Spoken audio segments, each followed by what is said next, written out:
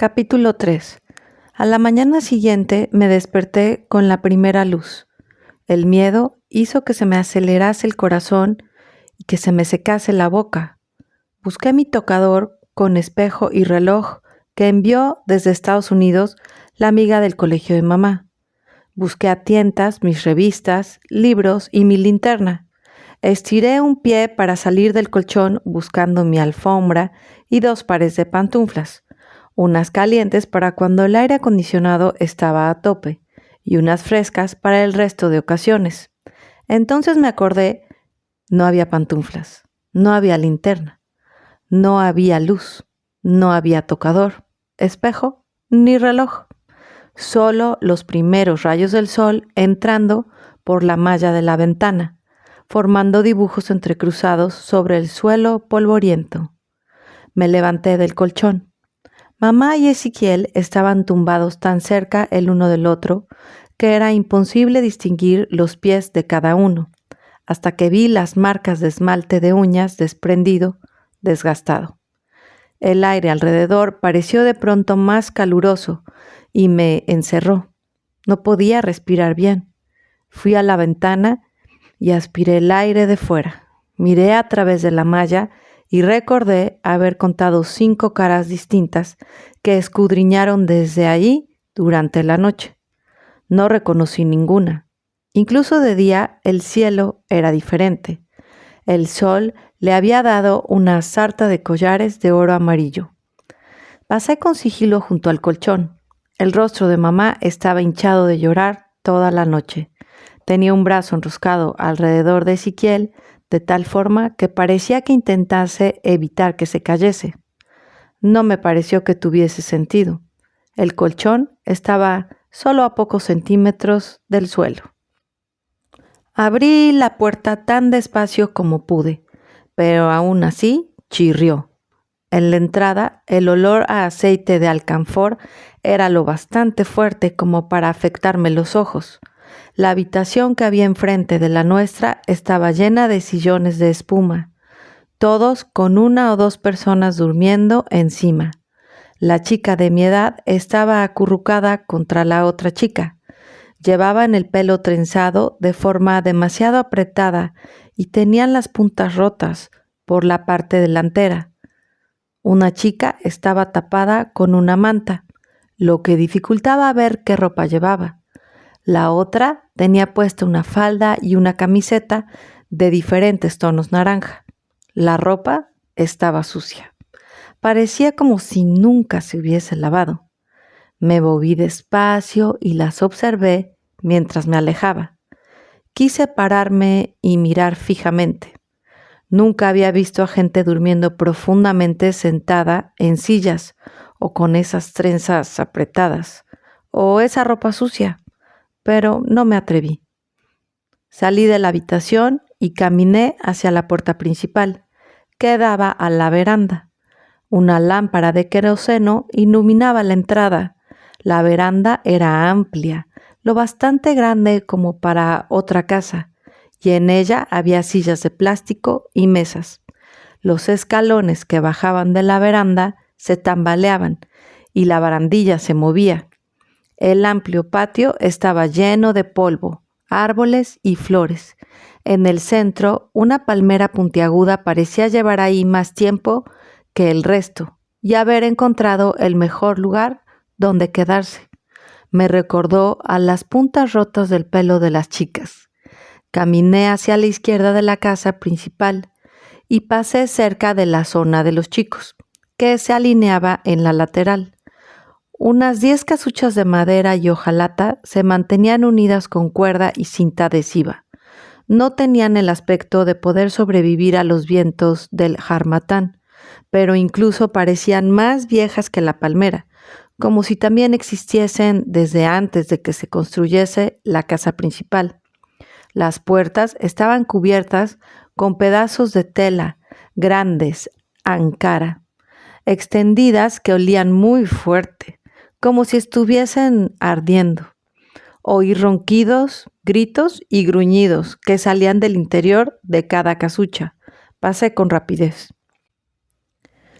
En la parte de atrás del edificio principal, las chozas de la zona de los chicos eran cada vez más pequeñas, hasta que no hubo ninguna. Cuando llegué a las afueras de la zona de los chicos, el sol me presionaba con fuerza en la nuca, en la camiseta, en la cabeza, en los espacios entre mis trenzas. Una franja de terreno baldío se extendía ante mí hasta una valla grande rodeada de arbustos espesos. Por supuesto, yo antes había visto lugares así en lagos, recintos donde vivían algunas amigas parecidos a hogares para ejecutivos vida mejor. Los recintos a los que estaba acostumbrada estaban limpios y contaban con un jardinero y un encargado, y con seguridad que patrullaba junto a la cerca. Los coches se aparcaban en estacionamientos y los edificios estaban recién pintados y bien cuidados. Los recintos a los que estaba acostumbrada eran pequeños, contenían pocos edificios y una pequeña zona exterior, pero al de Al-Aji era interminable. Solo alcanzaba a ver la valla que lo rodeaba. El espacio exterior era salvaje, polvoriento y seco. Cabras y ovejas flacuchas deambulaban con pollos y niños a medio vestir. La valla no parecía segura en absoluto. El recinto de Al-Yahi parecía más bien un pueblo con una valla alrededor. Pasé junto a la parte trasera de la casa y vi el pequeño espacio dedicado a la cocina al aire libre. Había unas cuantas ollas en una tabla de madera y pilas de cuencos, tazas, cazuelas y cucharas en el suelo sucio. Estaban cubiertas por un polvo espeso. Había un barril grande de aceite que estaba lleno de agua. Tenía el dibujo de una concha en una lateral. Dentro flotaba una taza. Confié en que el agua del barril de aceite no se utilizaba para lavar los cuencos polvorientos, o incluso peor, para cocinar. De pronto, una idea se metió en mi cabeza. Agua. ¿Por qué había agua en un cubo? ¿Por qué no sacarla simplemente de un grifo? No había agua corriente. Eso no era posible, ¿verdad? La casa era muy básica y polvorienta, pero tenía muebles y terrenos y una zona de chicos y una valla y una veranda amplia. Pero no había generador para la electricidad. La noche anterior nos lavamos las manos en el cubo. ¿Sería posible que no tuviésemos agua? Mamá me había contado que Al-Yahi era un ingeniero cualificado. Esperaba que la casa fuese básica y polvorienta, pero mamá nos había dicho que Al-Yahi era cómodo. ¿Sin agua corriente? ¿Una casa sin agua corriente podía considerarse cómoda? Me quedé parada, quieta, pensando en la posibilidad de que no hubiese agua corriente, tratando de decirme a mí misma que eso no podía ser cierto. El sol me añaraba la piel. Entre las trenzas y una sensación de náusea me llenó el estómago. Fue entonces cuando noté que alguien me miraba. Había un chico sentado junto a los arbustos, al lado de la valla. No podía verle bien, pero de alguna manera supe que estaba sonriendo. Tenía las piernas más flacas que las de Ezequiel, y, aunque estaba sentado, me di cuenta que era alto. El perro, hecho un ovillo, estaba tumbado a su lado. El chico levantó la mano y saludó. Durante unos segundos no hice nada. Después levanté la mano una sola vez y luego entré despacio en la casa por una puerta pequeña que había detrás de la zona de la cocina. Me encontré en una oscuridad fresca. El espacio entre mis trenzas palpitaba cada segundo como la manecilla de un reloj.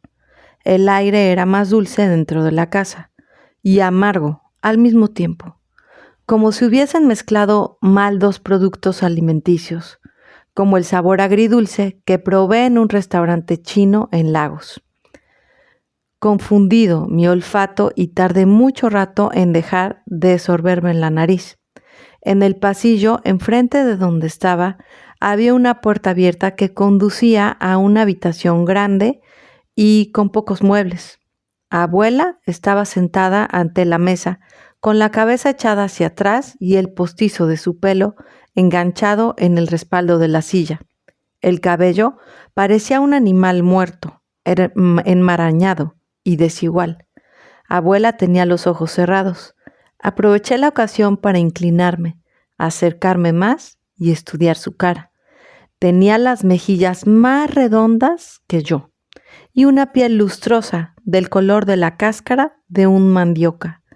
Las ventanas de su nariz resoplaban ligeramente cada vez que respiraba y dormida hacía ruiditos como un bebé. Me pregunté en qué estaría soñando. Me acerqué más, con sigilo. Las pestañas de abuela eran tan largas que se habían ensortijado por completo y parecían muy cortas. Tenía la boca abierta y vi el hueco entre sus dientes, lo bastante ancho como para que cupiese otro diente. Llevaba una camiseta con la palabra Tobago, escrita en rosa descolorido sobre los pechos que eran tan enormes que tuve que inclinarme de un lado a otro para entender lo que creí que era la palabra Obag. Su wrapper, azul y verde, tenía un estampado de cientos de trompetas que apuntaban en diferentes direcciones sobre su cuerpo. El wrapper parecía muy cómodo. Los vaqueros con los que llegué se me pegaban a la piel. De repente, abuela abrió los ojos, como si hubiese estado fingiendo dormir todo el tiempo. Retrocedí. ¿Sabía que había estado mirándola fijamente? Buenos días, Blessing. ¿Cómo has descansado? Abuela me habló en inglés. Bien, gracias, contesté en Ison. Hablas bien Ison, eso es bueno. Me alegra que tu mamá te haya enseñado Ison. Tenía en la garganta las palabras nos enseñó Safi, pero no abrí la boca para dejarla salir. Espero que sigas hablando Ison. Todos hablamos demasiado inglés por aquí. Pero las esposas de Yusef solo hablan Ison, solo una lengua y hablan muchísimo. ¿Te estás acomodando? Abuela se cogió el postizo con una mano y me tocó la mejilla con la otra. El tacto de su mano era como la corteza de un árbol. Sí, abuela. Ven, déjame verte. Abuela tiró de mí para acercarme y me miró profundamente a los ojos. Nadie me había mirado a los ojos tan raro como antes, excepto Ezequiel, cuando jugábamos a mirarnos hasta apartar la vista. Necesitaba tragar saliva, pero no quería hacer ruido al tragar. Me moví hacia atrás.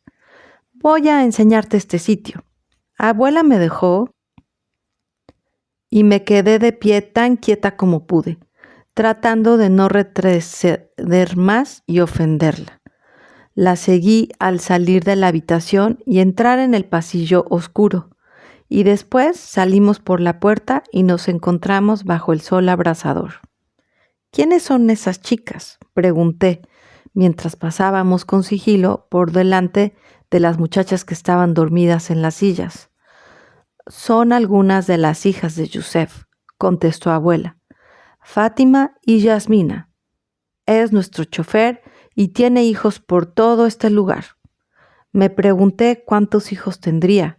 Incluso a través de las sandalias me ardían las suelas de los pies y tenía que apoyarme en una pierna mientras el otro pie se refrescaba y luego en la otra. Abuela me observó cuando me apoyaba en una sola pierna, pero no preguntó nada. Probablemente pensó que era una loca. Abuela hizo un gesto con la mano hacia la zona de la cocina y el barril. Recogemos agua del grifo del pueblo, explicó. Estoy segura de que te acostumbrarás a llevar en equilibrio sobre la cabeza un cubo de agua como las muchachas del pueblo. Ahora no estás en Lagos, ¿eh? Te enseñaré el grifo del pueblo la semana que viene.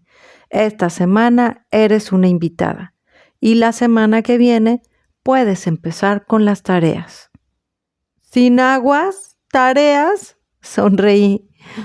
¿A qué distancia estaría el grifo?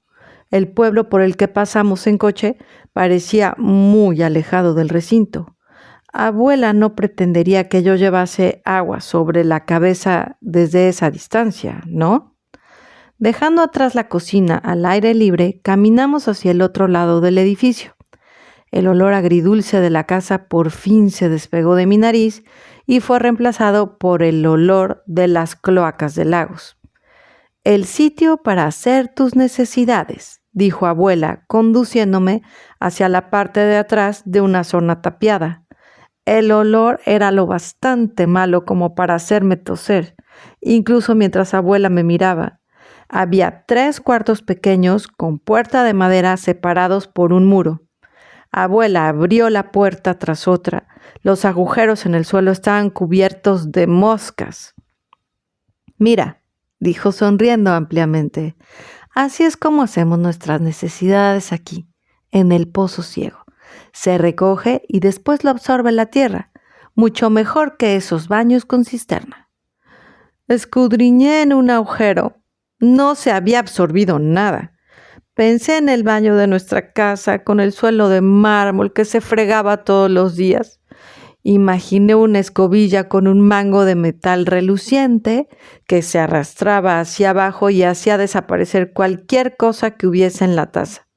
Nunca antes pensé mucho en aquel mango, pero no podía quitármelo de la cabeza. No podía imaginarme haciendo ninguna de mis cosas en los baños de abuela.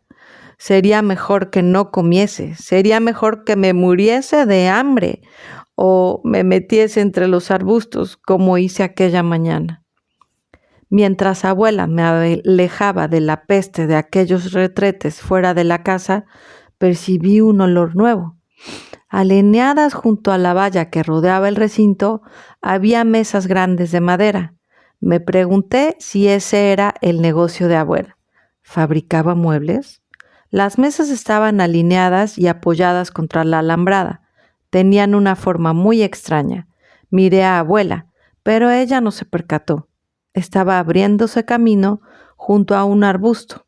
La seguí, preguntándome todo el tiempo de qué sería aquel olor. Después oí el agua. El agua del delta es la sangre de Nigeria. Abuela me guió a pesar de los árboles rojos retorcidos y los arbustos que rascaban hasta que llegamos a la orilla y noté que la tierra bajo mis sandalias era suave y fresca, como si de repente volviese a llevar puestas mis pantuflas.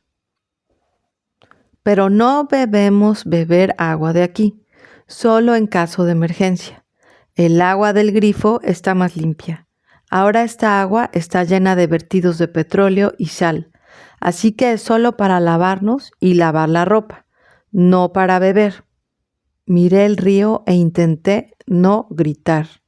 Había visto el océano antes en Bar Beach y había mirado a lo lejos hacia el horizonte tratando de imaginar dónde terminaba.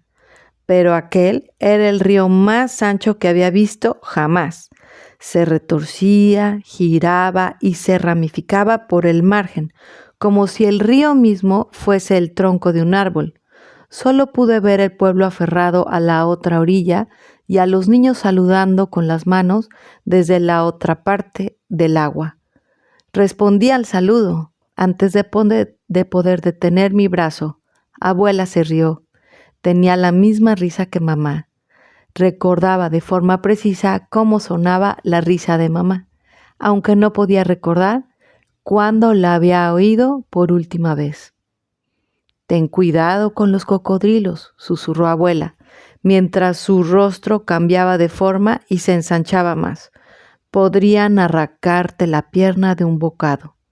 Miró hacia atrás, al agua. Observé su cara para ver si estaba bromeando, pero no pude averiguarlo. Me quedé mirando el río fijamente. ¿Cocodrilos? El agua estaba quieta en algunas zonas y agitada en otras. Una zona en el centro palpitaba como el espacio entre mis trenzas. El agua era oscura, oscura, oscura. Parecía lodo espeso. Dibujos de remolinos coloreaban la parte superior. No se veía el reflejo de los extraños árboles retorcidos. Escudriñé con la mirada, medio cerrando los ojos. pero no se veían reflejos, ni míos ni tampoco de abuela. Desde donde estaba de pie no podía ver nada, ni siquiera cocodrilos. El río olía como Warri, a libros viejos que se habían quedado bajo la lluvia. Los pájaros parloteaban y abuela charlaba, y los niños del pueblo de la otra orilla gritaban y reían, pero aún así oía susurros. De pronto no oí nada más que un cántico fuerte. Hoy Alaji ha retrasado la hora de oración para daros la oportunidad de dormir, dijo abuela. Retrocedió deprisa, alejándose del río. Caminé tras ella sin hacerle las preguntas que me llenaban la cabeza. ¿Podía un hombre retrasar la hora de oración? ¿Por qué abuela me hacía volver deprisa con ella? ¿Se suponía que yo iba a asistir a los rezos musulmanes? Corrí tras las piernas de abuela hasta que mis pantuflas volvieron a convertirse en sandalias y el olor a libros viejos se transformó en alcantarillado. Pasamos junto a los botes que se apoyaban contra la valla y me alegré de no haberle preguntado a abuela por ninguna mesa o por fabricación de muebles. Habría sabido lo tonta que era. De vuelta al recinto, mientras nos alejábamos de los retretes, atravesando un maizal y pastos secos hasta llegar a un campo amplio enfrente del edificio principal que daba a la zona de los chicos, abuela se inclinó hacia mí. Debemos remar con cualquier bote que tengamos. La miré a la cara. No tenía ni idea de qué hablaba. Pasamos al lado de nuestro coche, donde Safi estaba sentado en el asiento del conductor con las manos sobre el volante, como si estuviese a punto de ponerse a conducir a algún sitio. En la parte trasera del huerto había un refugio improvisado, hecho con hojas de palmera y planchas de metal. La mezquita, dijo abuela, señalando hacia la casucha. Intenté no abrir demasiado los ojos. Nunca había oído hablar de una mezquita en un huerto. Dentro de la casucha había algunas mujeres sentadas en la parte de atrás, mirándome, con pañuelos muy apretados en la cabeza. Fuera de la mezquita improvisada había un imán de pie, con una túnica blanca, gorrito blanco, una cadena grande de oro y reloj de pulsera. El muchacho del perro estaba de pie al lado del imán, sonriendo y saludando, hasta que el imán le dio una palmada en la mano. Pero siguió sonriendo, de todos modos. Pensé que el imán quizá le daría una bofetada para quitarle la sonrisa de la boca, pero no lo hizo. Estaba ocupado sujetando un altavoz hacia nosotras, aunque estuviésemos justo delante de él. Me pregunté por qué Al-Yahi tenía su propia mezquita. Me pregunté por qué había un imán en el huerto. ¿De dónde había salido? El imán gritó delante del altavoz, haciendo que el cántico en voz baja se oyese con interferencias, lo que le obligó a separarse de él unos cuantos segundos hasta que paró el sonido chirriante. Me llevé las manos a las orejas de forma automática antes de poder evitarlo, y entonces fue cuando me di cuenta de que Al-Yahi me estaba mirando. Dejé caer las manos a los lados. Abuela rápidamente me colocó un pañuelo en la cabeza. Tuve que tocarlo para comprobar que era real. Mamá y Ezequiel aparecieron por detrás de Al-Yahi. Mamá también llevaba un pañuelo que le cubría la cabeza por completo. Bajaba la mirada hacia el suelo. Me quedé con la boca abierta. Al-Yahi señaló hacia la parte de atrás de la mezquita y noté que mis pies seguían a los de abuela para entrar. Quería preguntarle a abuela por la causucha y por qué había un imán en el huerto de Al-Yahi, pero no se habría oído mi voz por encima del sonido del altavoz. Me pregunté qué pensarían del ruido los vecinos, porque seguramente se oiría desde el pueblo. Me pregunté qué pensaba mamá y sobre todo me pregunté qué qué pensaba Ezequiel, pero aunque mi mirada persiguió la suya, no la alcanzó. Dentro de la casucha, abuela hizo que me sentase en la parte de atrás con las otras mujeres, al lado de mamá. Observé cómo Ezequiel seguía al Yaji hasta la parte delantera, donde se sentó a su lado, en una silla plegable. Nunca había oído hablar de que hubiese una silla en una mezquita. El suelo por debajo de mí estaba cada vez más caliente y más sucio. Al-Yaji giró la cabeza con un movimiento rápido, como si leyese los pensamientos. Sus ojos encendieron agujeros en mis mejillas. Quise correr hacia Ezequiel y llorar sobre su hombro, pero una línea invisible nos había separado. El imán comenzó a salmodiar el Corán y después se volvió hacia adelante y se arrodilló. Al-Yaji y Ezequiel se levantaron de las sillas y las plegaron. Luego se arrodillaron sobre esterillas para rezar que habían sido enrolladas, a la espera y apoyadas contra la pared. Observé a Ezequiel. Parecía saber exactamente qué hacer. Parecía que toda su vida hubiese estado plegando una silla para apartarla y luego arrodillarse sobre su esterilla a rezar. Por supuesto, teníamos amigos musulmanes en el colegio. Mi mejor amiga, Habibat, era musulmana, pero nunca habíamos rezado en una mezquita. Habibat tuvo que dejar nuestro colegio para ir a la escuela islámica. Recordé que estuvo todo un mes sin comer. Recordé que deseaba haber nacido chico. Miré a Ezequiel, que estaba en la parte delantera. El imán se inclinó hacia el suelo y lo tocó con la frente, como si besase la suciedad. Después se meció hacia adelante y hacia atrás, salmodiando, y todos nos unimos.